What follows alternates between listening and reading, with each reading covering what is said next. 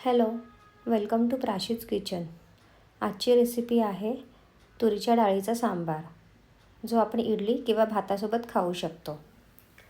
सर्वप्रथम तेलामध्ये 1 चम्मच मोहरी टाकायची, 1 चम्मच जिरं,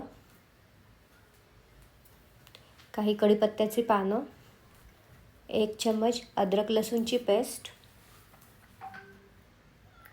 1 बारीक चिरलेला कांदा, 1 बारीक चिरलेला टोमॅटो,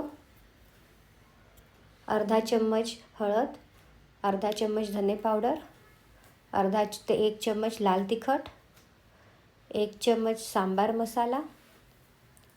हे सगळं तेलात मिक्स करायचं. 2 कप शिजवलेली तुरीची डाळ, 1 चम्मच चिंच आणि गुळाचं मिक्सचर, गरजेपुरतं पाणी,